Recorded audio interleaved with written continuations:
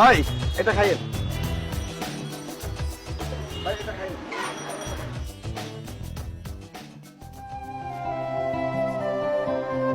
কি ভাই আপেল না খাইয়া রিক্সার সিটে নিচে ঢুকাইতেছেন কেন? ভাই আজ অনেক দিন হয়ে গেল আমার মায়ের ফল কিনে দিতে পারি না, এই ফলটা মায়ের নিয়ে খাওয়াম।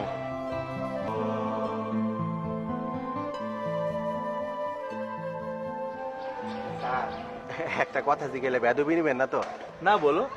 আপনার বাবা মা কি আপনার সাথে থাকে?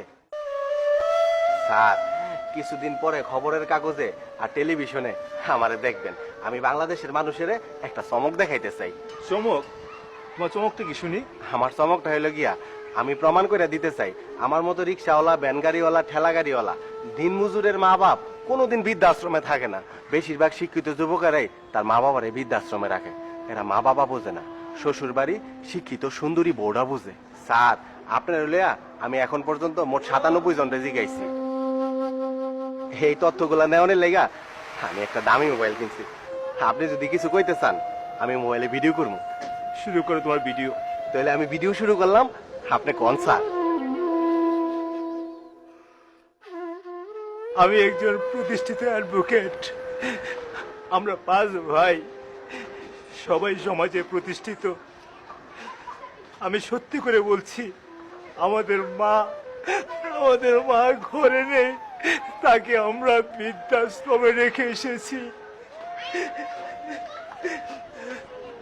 এই দেশের মানুষ তোমরা শোনো, এই রিক্সাওয়ালা ভাই ঠিকই বলেছে। আমাদের মতো শিক্ষিত ভদ্র মানুষরা তাদের মা বাবাকে অবহেলা করে তাদেরকে বৃদ্ধাশ্রমে রেখে আসে, কিন্তু এই রিক্সাওয়ালা দিনমজুর যারা গরিব তারা কখনো তাদের মা বাবাকে অবহেলা করে না, তাদেরকে কখনো বৃদ্ধাশ্রমে রেখে আসে না, তাদেরকে তাদের নিজের কাছে রাখে। আর আমরা আরে স্যার আপনাকে 5 জন সন্তান রে একজন মা লালন পালন করতে পারলো, আর আপনারা 5 জনে মিল্লা একজন মায়ের পালতে পারলেন না। একজন বাবার কোলে সন্তানের লাশটা যেমন কষ্টদায়ক, সন্তান দুনিয়াতে জীবিত থাকতে মা বাবার বৃদ্ধাশ্রমে থাকা তার চেয়েও বেশি কষ্টদায়ক।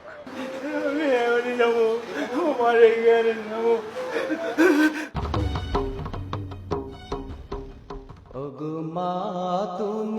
আপনারা বসে রয়েছেন কে?